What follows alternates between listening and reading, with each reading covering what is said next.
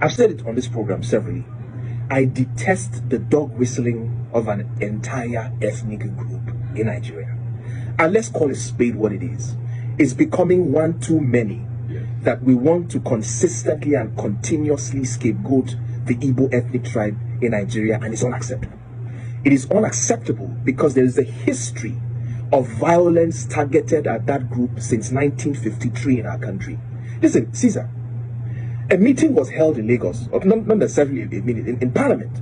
Anthony Nahoro moved a motion for the independence of Nigeria. The North opposed that motion, and at the train station, when they were going back to their constituency, they met a crowd that was essentially mocking them.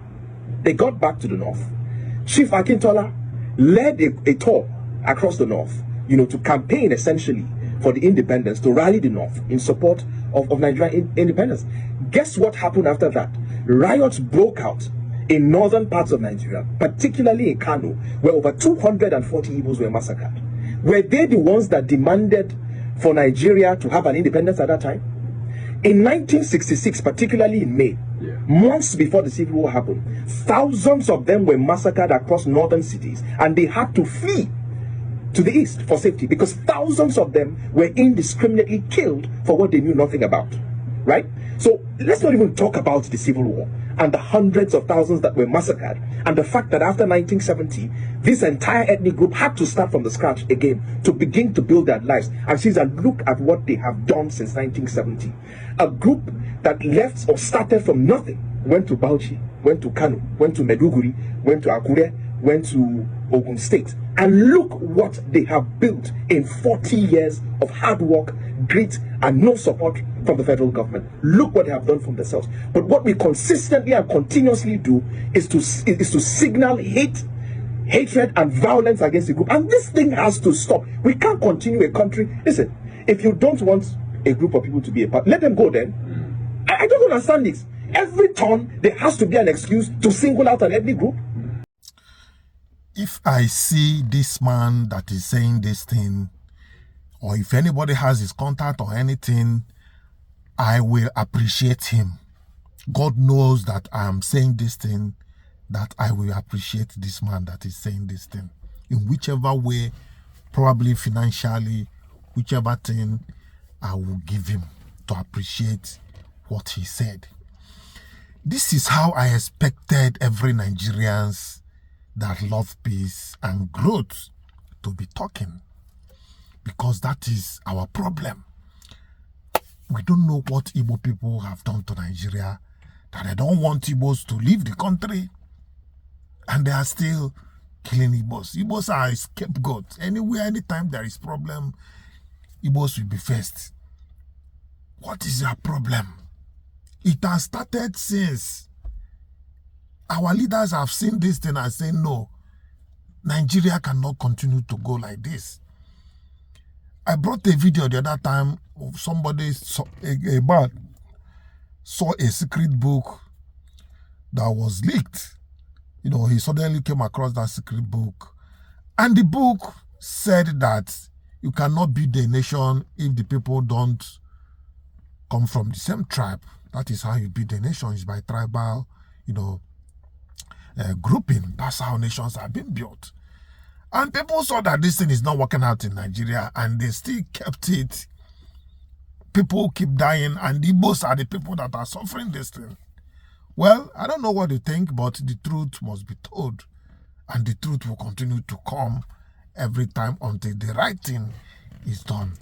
If they enjoy killing, if they enjoy sucking people's blood, that one is their business. But all I know is that it will come to pass. So I want you to also watch this video. Is a reminder. There are so many talks like this video you are going to watch. So many of them uncountable ones in the social media, and yet people enjoy this thing happening to a particular tribe in Nigeria. Well, watch. There are many things going wrong in this country that people don't know about. There are some of us, even when we go abroad. I remember in 1989, I entered the office of my professor, my dean, Professor Wenninger, I think he's late now, in Western Germany. I entered his library and I picked a book and was just going through. And he came in and screamed, don't touch it, don't touch it. What is the problem? He says it's not meant for third world countries. Those books are not meant for even Poland, not meant for East Europe. Because there are secrets there. But I was able to see a few things before they took the books from me. One, that the exchange rate of a nation is artificially fixed. Because they are on political economy. Two, that no nation will ever be developed unless they have a homogeneity in one aspect of their life. The same tribe, the same religion, the same ethos, like US, which was freedom. But US is going to crash. The freedom has been taken too far. So freedom is what will kill US. Take note of that. I may be dead then, but you know that it's a fallen nation. No country, in those books they wrote, no country will ever develop unless they belong to the same tribe or race. So that means there's no hope for Nigeria. Oh, there's no hope. There's no. Let me just put it this way. If I live too long, maybe I die at the age of 95, which is just about 30 years time. But definitely, if I get there, it will be a miracle. But let somebody note it down so that you tell somebody after me, Nigeria will never, I'm sorry, develop. Unless there is an authoritarian regime that tie our neck together and force us to do what they want for at least a minimum of 25 years, like it was done in China. After then, you cannot begin to release freedom little by little. Otherwise, Nigeria is a country that is being, there's a tug of war where some people will hold each other that way, some people hold each other this way, then you start pulling at the center. In Nigeria, what we have is multiple pulleys, multiple tugs of war. One here, dragging the center. It can never develop. Because our budgetary system is, oh, you are giving 10 roads to Edo, 10 roads to Lagos. You must give 10 roads to Bauchi, 10 roads to Gobe, 10 roads that they don't need. I was a bank manager in the 90s. When I came back from Germany, I was posted to Bauchi. You have roads tarred that only sheep sleep on them at night. And then you have donkeys on them, no motor. And they are all everywhere. Now, look at Lagos, the port that supplies the north. No rail. Because if you say, let's put rail, the northern senators and others will insist, no way. You must put the same thing in a place that is not productive. Like the rail line Buhari built to Niger Republic. It's dead, it's big. And we borrowed $1.9 billion to build it. We are paying China now. And it's not doing anything for Nigeria. If they have put it on the port, these our roads would have been saved. Roads would have lasted longer. Life would have been. Then the cost of spare parts. Again, the cost of spare parts, the things we use in maintaining our vehicle because of borrow, is higher than the total sale of Nigeria crude oil. Quote me. I may not be a professor of economics, but that is the truth. I told you that malaria treatment, the drugs that we import, is higher. The cost is higher than the cost of what we sell, what we get from oil. Think about that. So why is Nigeria being referred to as a third world country? The answer has answered itself. In a third world is even too good, because if we have fifth world, let me tell you this. In 1989, when the Berlin Wall was falling, East Germany was far behind Nigeria. The roads were just cement, narrow, all these interlocking blocks. So backward that me who came from Nigeria felt I was more developed. 5 years later, East Germany was BT UK, BT Canada, BT part of US. Actually, let me drop this bombshell again. Generally, in terms of development, the most developed world right now is China. Only that they still have rural areas that are far behind Nigeria. But in this rural area, everybody is productive. China is so developed that they are building cities that there are no human beings there, just skyscrapers, every amenity there for the future. And then their rail system, you know, I flew from Shanghai to Beijing. Going back to Shanghai, I said, let me take the train. Do you know the airplane that took off from Beijing to Shanghai and the train got to Shanghai before the aeroplane? I mean, trains that are faster than aircraft. China is so advanced in building infrastructure in so much that each time I'm in China, I've been visited 4 times. I see American tourists, British tourists, French, always open their mouth looking, just looking. And you hear noise about the tallest building in the world here and there, the one in Dubai. No, China has it. They don't talk about it. They don't talk about it. I was just talking to my friends. When I get to Dubai, I'll go there and say, no, look at the tallest building, balloon building. And when I got there, I went, you know where aeroplanes fly, 35 feet above. The balloon building is above where aeroplanes fly. That is above that cloud you see when you are flying. So when you are there, you are not allowed to spend more than 10 minutes because it's pressurized, so that you won't burst out, your blood won't burst out. They rush you by, you just take a bottle and then you go down immediately. Now you see aircraft, international aircraft flying below. So China is doing the longest bridge, intercontinental, from Zhuhai, it's a port city, Zhuhai, to Macau, which is just Macau, a city-state, to Hong Kong, which is closer to Europe. So, through the ocean, a bridge. And they have done more after I've seen that one.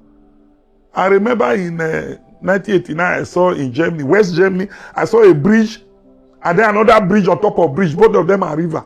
I was weeping. I said, you mean a river can be on top of another river?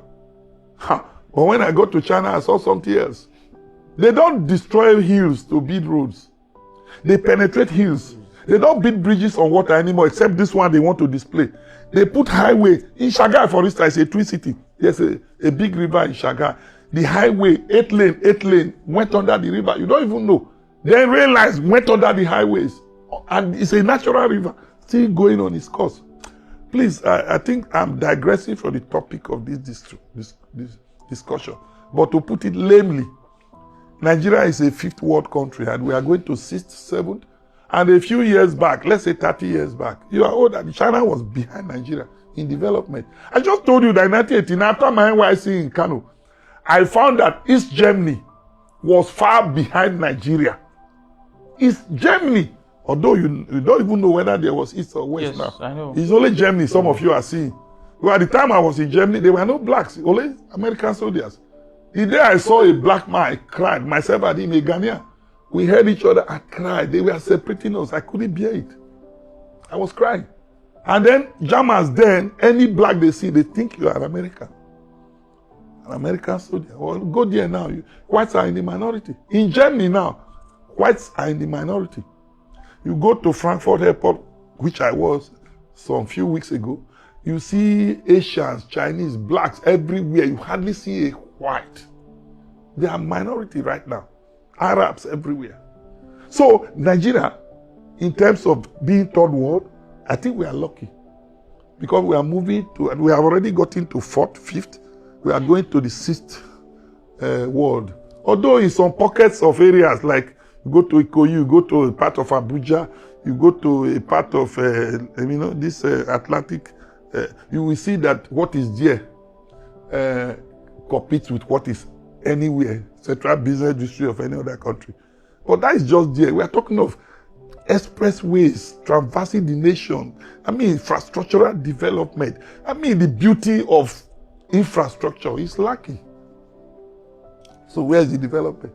You have a fine apartment, you go to America or Canada or anywhere, apartment may not be as fine as this. So you are 1st world here.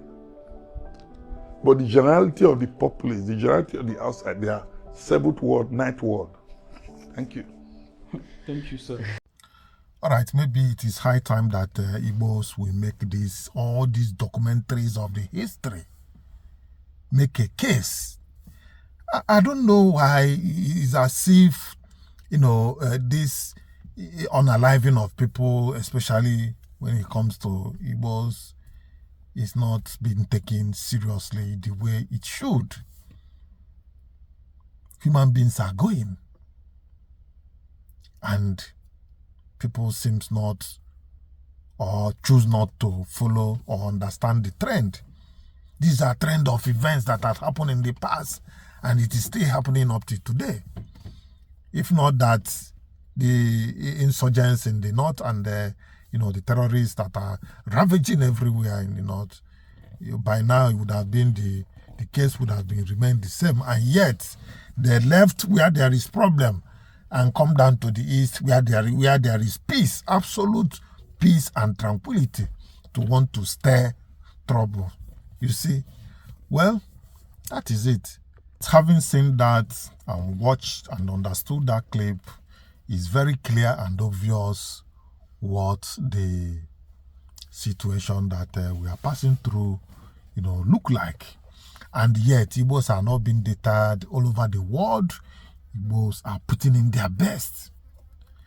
There is this video about, one an Igbo guy that visited US, and you know that this guy has solved an important problem in US.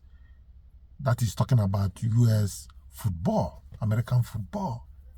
He has solved the problem of, the players' problem that they are having. Some of them are having, and they try to play it down to cover it up. Covering it up is not the solution. What the best thing they would have done is to call this guy and let's look into this problem and how to solve it.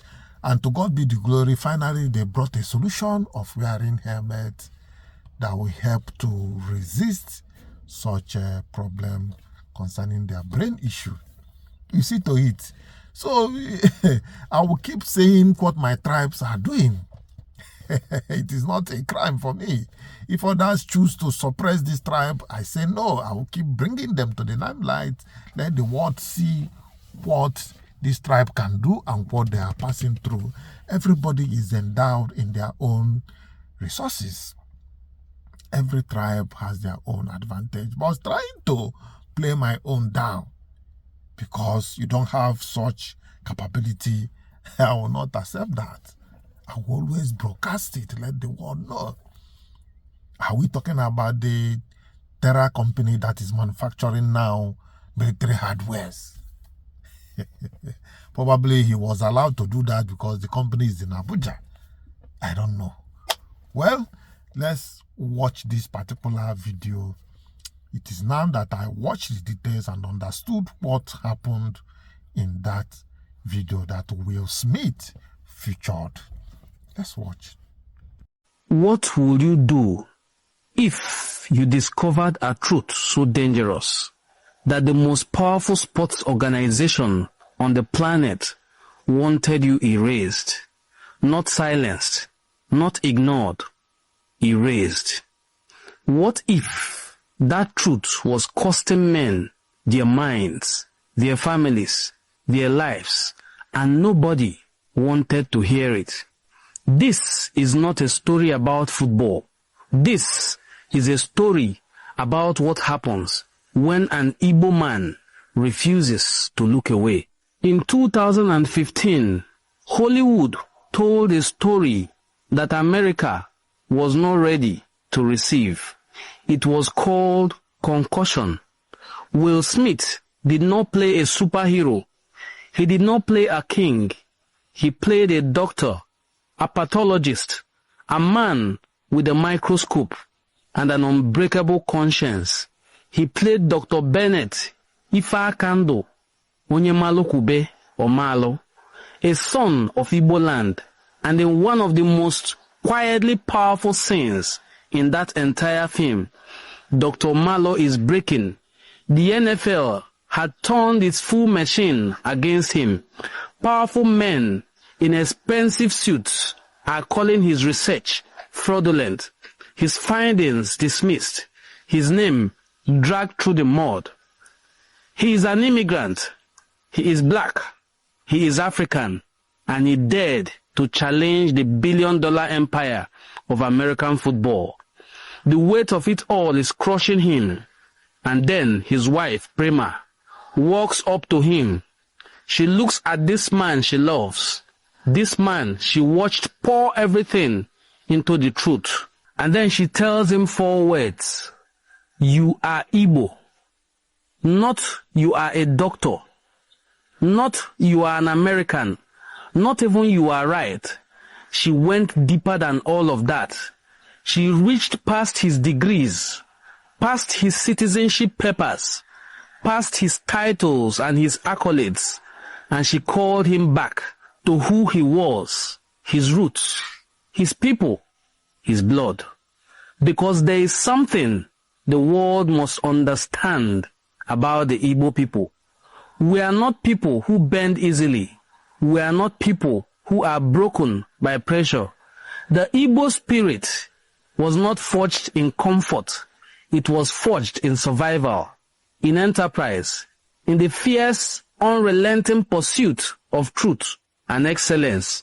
From the ancient kingdoms of the southeast regions of Unri to the trading routes that made Igbo merchants legendary across the world and Africa, to the universities, the oldest indigenous university in Nigeria, to hospitals, courtrooms, and boardrooms of the modern world, the Igbo man and the Igbo woman have always carried something inside them that refuses to be diminished, that refuses to be erased. And when Prema spoke those words to her husband, she was not simply comforting a tired man. She was summoning an entire people. She was calling forth generations of ancestors who built and fought and endured and rose. So that this moment, this one man in this one battle could be possible.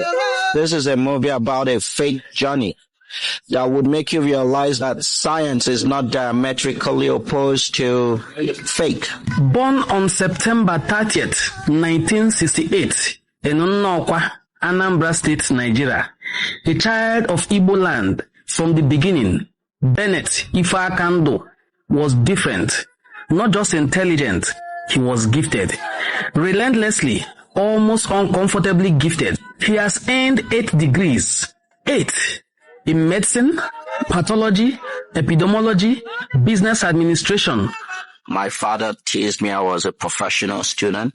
The last time I counted, I had like 8 degrees and certifications. By the time he arrived in the United States, he carried something no immigrant officer could stamp into a passport. An obsession with the truth. He settled in Pittsburgh, Pennsylvania. He took a job at the Allegheny County Medical Examiner's Office. Not glamorous work, not headline-grabbing work. This was the quiet and unglamorous labor of studying the dead to protect the living. And it was here, in the fall of 2002, in the cold fluorescent lights of a Pittsburgh morgue, that the course of American sports history was changed forever. A body arrived. His name was Mike Webster, 4-time Super Bowl champion, Pittsburgh Steeler, Hall of Famer, Iron Mike, except the man on that table was not iron, he was broken. Mike Webster had died at just 50 years old, having spent his final years in a spiral of mental illness, amnesia, and heartbreaking sufferings. The football world mourned him, but nobody was asking the vital question that Bennet Omalu could not stop asking. Why? Why did this happen to him? What did football do to his brain? Bennet Omalu spent his own money to run additional tests on Mike Webster's brain. Most medical examiners would have signed the death certificate and moved on. Most medical examiners would have just signed the death certificate and moved on. Bennet Omalu could not. Deep within the tissue of that brain, he found something that had never been formally identified in an NFL player before. A devastating, progressive, degenerative brain disorder caused by repeated trauma. He called it chronic traumatic encephalopathy, CTE. He published his findings in 2005. He expected the medical community to be grateful. He expected the NFL to be concerned. What he got instead was war. The NFL's own doctors attempted to have his paper retracted. They questioned his credentials. This man with 8 degrees, they questioned his methodology. This man trained at some of the finest institutions in the world. They questioned his right to have an opinion about American football.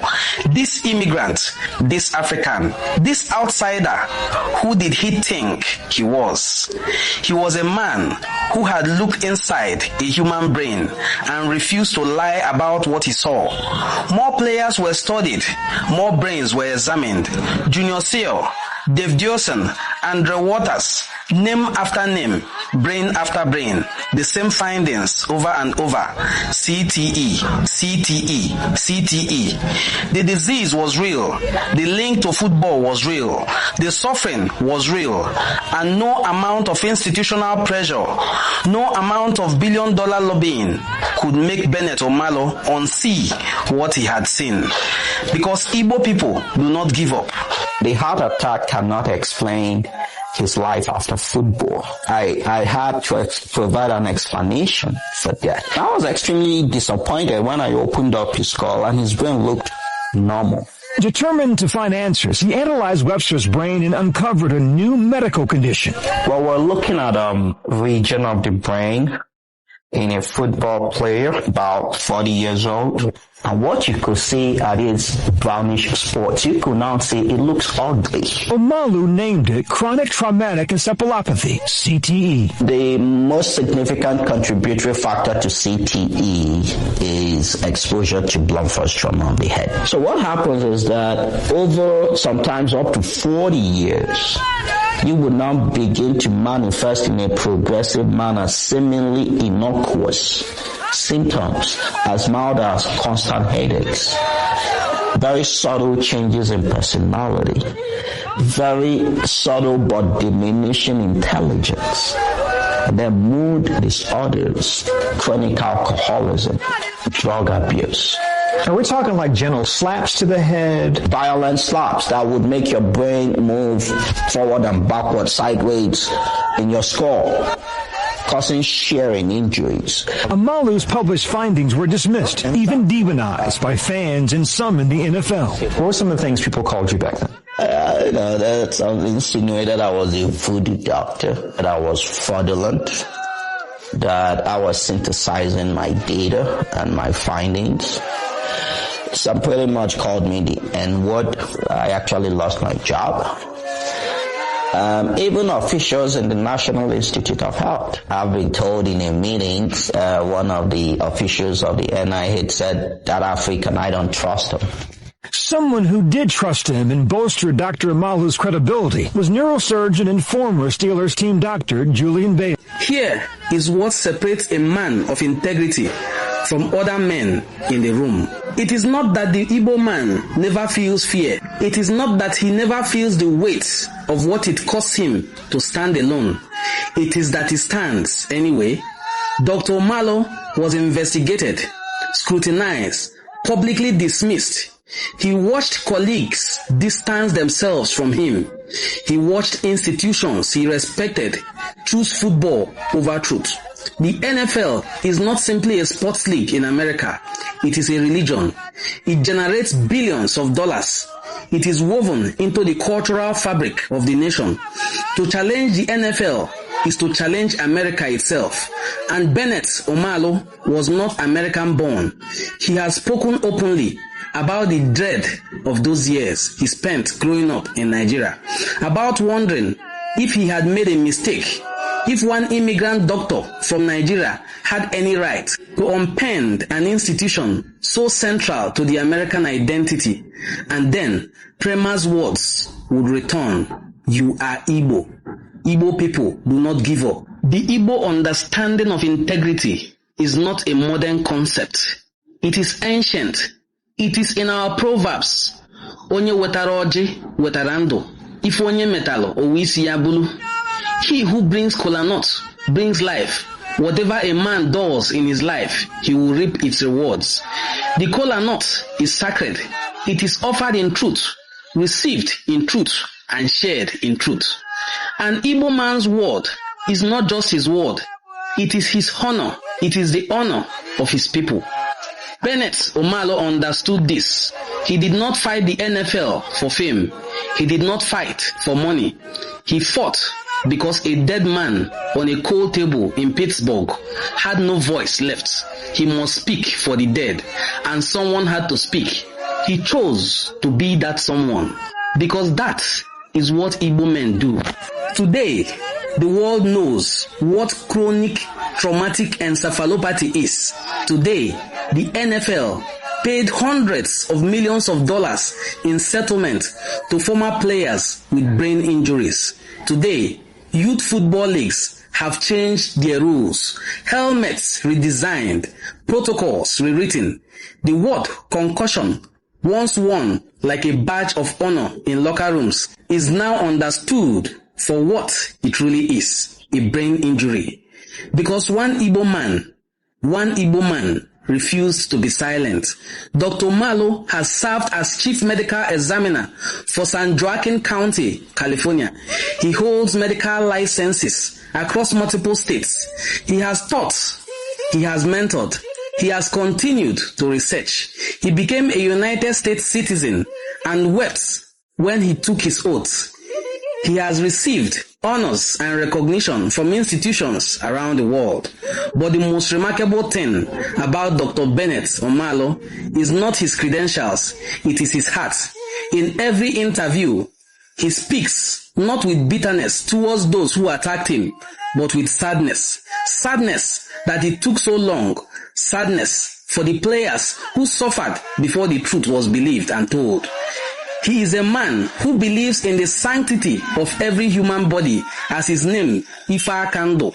Nothing is more precious than life. Every person he has ever examined, no matter who they were, he has treated as sacred. Because in his view, every human being deserves someone who will tell the truth about what happened to them. Ifa Kando. Every single one. That is not just medicine. That is Igbo character. And that is the integrity of a people who have always known that truth is not something you speak only when it is convenient. Truth is something you carry, you guard it, you protect it, even when it costs you everything. Somewhere right now, there's a young boy strapping on a helmet on a football field. And because of Bennet Omalu, he is safer than he would have been. Somewhere, a former player is finally getting answers, finally being believed, about why his head hurts, why his memory fails, why his life changed. Because of Bennet Omalu, one man, one microscope, one unbreakable commitment to the truth. They told him to be quiet. They told him he didn't belong. They told him the truth anyway, because he is Igbo, and the Igbo people have always known something. The powerful never expect. The truth has a way of outlasting every institution that tries to bury it. That integrity is the one thing that cannot be taken from a man unless he surrenders it himself.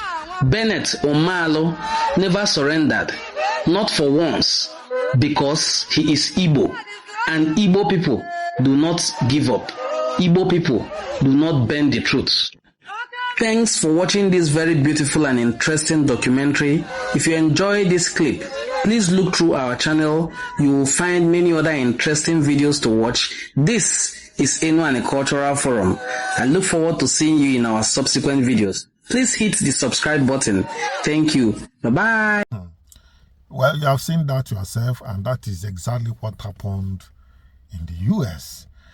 And, going by what is going on in Nigeria and all over the world concerning Igbos, it seems like what Nnamdi Kanu said, that Nnamdi Kanu said that Britain or whichever country is not allowing Biafrans to stay on their own, because if they stay on their own, they are going to do wonders. And if you watch it, that is what is happening. The Biafrans during the war, they manufactured their own military hardware. They had to close Nsukka where this knowledge was coming from after the Civil War. They have to close, the Department of Chemistry, where this chemistry, Obunigwe things we are all came from. Instead of Nigerian government to leverage on that to become one of the powerful countries in the world, they bring it down. Every other thing that they did, they invented in that Civil War, Igbo invented, they brought it down. So who is fooling who? Okay, let's watch this Terra company. This is the latest, things that are happening, that Igbos are involved. Let's see. The Biafran working with a lot of interesting surprises. Stole the spotlight on Monday with the demonstration. And one of the most surprising elements or things that popped up in that war was the Ojuku bucket. You remember, popularly known as the Obunigwe, that wowed the whole world. You know how a region that were confined with hunger, with blockade, economic sanctions, military agenda and conspiracy, who were just battling to survive. A lot of bombardments from the forces of Nigeria came out to bring such an innovation. But today we have a very far more innovative, technological, advanced tools that were being built by two brothers, Maxwell Maduka and Nathaniel, who are surprisingly Igbo. So they founded the Terra industry, and the Terra industry is a defense tech startup that is based in Abuja. It occupies a land mass of about 15,000 square feet, and inside there they've been able to build automated systems, been able to build autonomous defense systems. I mean, mine detecting vehicles. They built some kinetic war. Its latest autonomous defense systems. The launch marks a shift in the company's focus from commercial infrastructure security to direct military applications with the Nigerian Armed Forces. Nathan Nwachukwu is a co-founder of Terra Industries. Today we are unveiling new defense systems such as our interceptor UAVs, our minesweepers, ground vehicles that can detect IEDs on the ground, and our battlefield intelligence software that will be able to automate the military planning and coordination process. But beyond that, today is also the day that we show just our readiness for battlefield operation and actual forward deployments onto the front lines. Terra Industries signed a joint venture agreement with Nigeria's state-run Defense Industries Corporation in February. Babatunde Ayala, the Director General of DCON, said the collaboration is necessary. There is no other company that is bringing this on board for our troops in the field to use for real-life problems the challenges that we're having. For example, problems with improvised explosive devices that we're having in the Northeast, now in the Northwest. The highest casualty we are sustaining is through improvised explosive devices. The solutions we are going to unveil today will be very useful to our troops. Terra Industries currently protects infrastructure assets worth around $11 billion across Africa. Equipment, they built drones, transport drones, they built military drones, they've built amphibious machines, they've built a lot of things that would wow you, and I'll be showing a lot of them in this video. So Nathaniel and Maxwell are two Igbo boys who co-founded Terra Industry. And today they've been able to raise about $35 million from Lux Capital to expand their operations in building wonderful military advanced equipment, which will help Africa to safeguard its resources, critical infrastructure, and at the same time help them fight terrorism. So as of today, Terra Industries, they protect assets of about $1.3 billion all across Africa. And they vowed to make sure that the company becomes the largest producers or manufacturers of automated systems, drones, and different robots and mechatronics equipment, defense equipment in our region. So working with DCON, that's the Defense Industries Corporation of Nigeria, is also a plus because they've signed a memorandum of understanding to deepen their relationship in building and in fostering, trying to enhance the indigenous manufacturing of these automated equipments. I mean, when I mean automated equipments, I mean autonomous military defense systems, ranging from mine detective or detection vehicles to unmanned, autonomous unmanned machines and equipment that could lead in kinetic advancement in military settings, that could survive different terrains, ranging from amphibious terrains to the air systems to deserts and what have you. They've already gone into building so many drones, logistics aiding drones, and so many more that are coming. So they are into cybersecurity, they are into artificial intelligence, they inculcate all that to build superior world-class autonomous defense systems. And they've already raised about $35 million from lost capital to expand their operations across Africa. And as of today, they already finished building their main headquarters in Ghana, in Accra, which covers about 50,000 square foot facility there. And that is the largest defense system manufacturing company in Africa. So Nathaniel and Maxwell have already made it their point of duty to take Terra Industries to become the first or one of the first unicorns coming out of Africa. Terra company, Terra Tech company, is owned by two Biafrans, Maxwell Madoka and Nathan Wachuku. And that reminds me, they say that Nigeria is now producing their own weapon, a defense system. By who in Nigeria? Have you been to the jungle?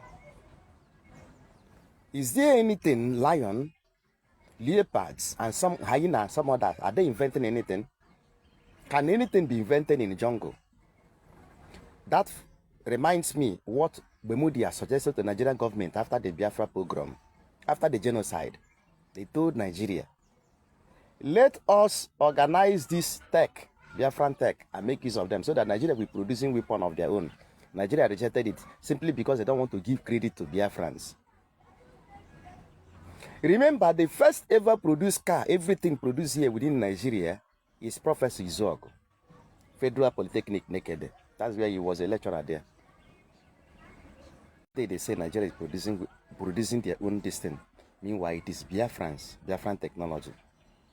There's what they call Abaruchangene in Igbo. They are still going back to their vomit like dog.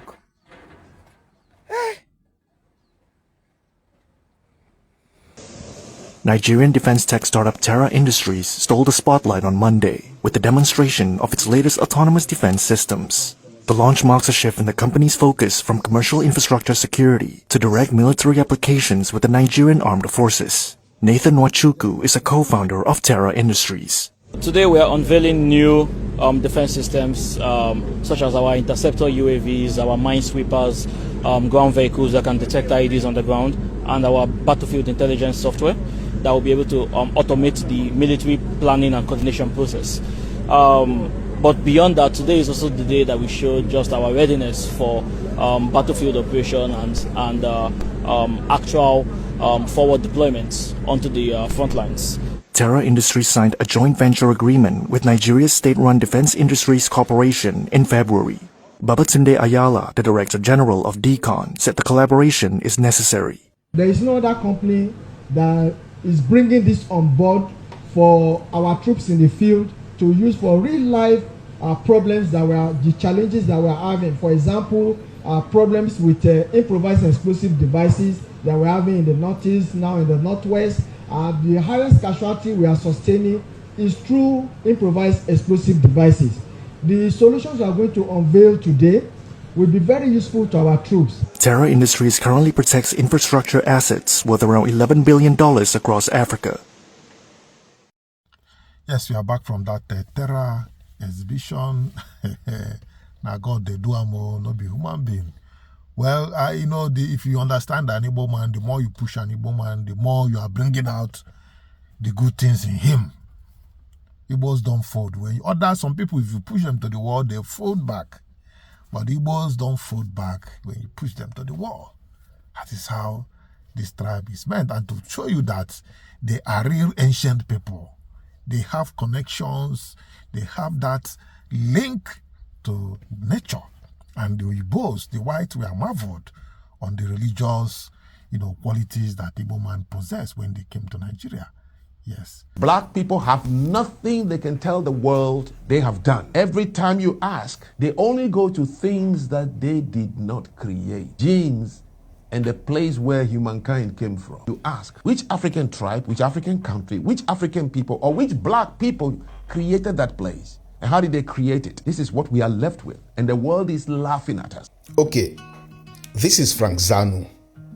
And if you have followed his content, you will notice a pattern, a consistent pattern. With Frank Zanu, everything African is dismissed. African history is reduced. African civilization is minimized. And then Africans are told they have nothing. And what makes this argument interesting is not that it comes from outside Africa. It is that it comes from within Africa, from our own. Because the framework Frank Zanu is using is not African. It is a colonial framework, a colonial mindset that suggests that history only counts if it is written in books. Civilization only counts if it is validated by Europe. Achievement only counts if it is documented in colonial archives. And once you accept those rules as African, Africa will always appear empty. Not because Africa was empty, of course, but because the measuring stick was never African to begin with. So let's start with his first claim. Black people have nothing they can tell the world they have done. Nothing? Like, seriously? Nothing? This is laughably naive. Honestly. You see, what makes this even more puzzling is this. This argument is coming from West Africa, one of the most historically documented regions on the continent. West Africa, empires, trade networks, political systems, diplomatic systems, centers of learning, engineering, metallurgy. Bro, these are not genes. These are institutions. Institutions. So even if this region, Africa, is described as nothing, then the problem is not Africa. The problem is the definition being used. So the issue is not that Africa created nothing. The issue is that he only accepts achievements validated by European documentation. And that is the first flaw. That is the first catastrophic flaw. Because if you destroy indigenous systems, then later demand printed documentations, you are grading someone after confiscating their exam paper.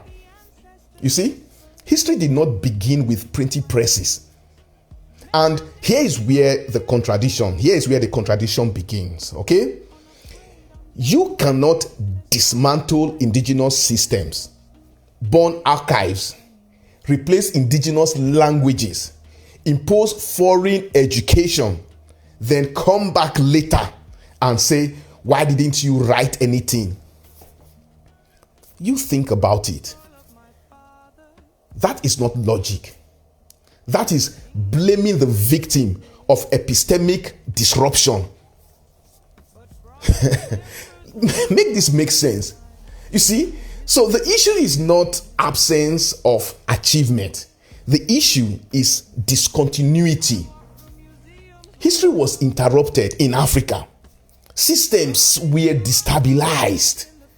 Knowledge chains were broken. This is not unique to Africa. This didn't happen just in Africa. This is what happens to any civilization that undergoes violent disruption. No one has stopped the African from writing his own history. Okay, he says nobody stopped Africans from writing, right? That sounds deep. It sounds deep, right? It sounds powerful. But let me show you where this collapses instantly. Just stay with me. Who controlled education? Who controlled publishing? Who controlled archives? Who controlled universities? Who decided what counted as history? You see, if you control all of that, you don't need to stop someone directly. You know why? Because the structure already decides whose voice is preserved. That is the case of Africa. This is like locking someone outside and then asking why they are not inside. Funny, right? Nobody stopped Wole Soyinka from writing village stories as a literature. Nobody stops Ngugi wa Thiong'o of Kenya. Nobody stopped Chimamanda Adichie from writing Half of the Yellow Sun. So how come we have not written our own history books to include in it the tribe, the nation, and the project managers who led to the creation of the Garden of Eden? Why haven't we written that? Now, this is where the contradiction becomes obvious, right? Because, ironically, the very African writers he mentioned proved the opposite of his argument. Wole Soyinka, right? Chinua Achebe, Chimamanda Ngozi Adichie, Ngugi wa Thiong'o, right? You see, these people did not write because Africa had no history. They wrote because African history had been distorted. That was why they wrote. They were correcting narratives. They were not inventing them. For example, Things Fall Apart of Chinua Achebe was written to counter colonial portrayals of Africans as primitive. So he probably hasn't read that book. The author he quoted, he probably hasn't read any of his books. So his own examples prove the opposite of what he's trying to argue. Because what Frank Zanu is doing right now is not a call for accountability. It is a call for amnesia. He's asking Africans to ignore their past, dismiss their civilization, and accept a narrative of nothingness before colonial validation. That's not empowerment, bro. You are not empowering Africans. That is internalized erasure. Honestly. But let's be fair. He is right about one thing though. Genetic pride alone is empty. I totally agree with him on that one. Saying we are the origin of humanity does not really build institutions. It doesn't. It does not create technology. It does not educate children.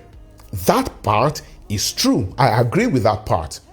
But the solution is not to say we have nothing, or we created nothing, or we built nothing. The solution is to reconnect with what was interrupted and build forward from it. Because a people who understand their continuity can always rebuild. You can take that to the bank. So the real issue is not that Africa has nothing. The real issue is Africa lost control over its narrative infrastructure, archives, education, publishing, classification, interpretation. We lost control of all these. And when you lose those, your history does not just disappear. It gets rewritten. And then people like Frank Zanu come later and say, where is your history? What did you write? We wrote nothing. Yes, Africans must document more. Yes, we must. Africans must build institutions, of course. Africans must research more, of course. We have to research. We have to investigate. Africans must preserve memory. Yes, that part is correct again. But do not accept the lie that Africa had nothing. Because once you believe you came from nothing, you will build nothing. You cannot build anything. Africa does not lack achievement. Africa lacks control over how its achievements were recorded. Africa lacks control over how its achievements were preserved and taught. That is the whole essence of colonization. And that is the truth Africans need to understand. And Frank Zanu's argument does not empower Africans in any way whatsoever. It convinces Africans that they started from zero. And that is the most dangerous lie a person can believe. Yes, viewers, I thank you for coming all this way in this video. And don't forget to like, subscribe, share, and let the world know about what is going on. Drop your comment. Let's hear your comments. And I'm still Chinedu till I come your way next time.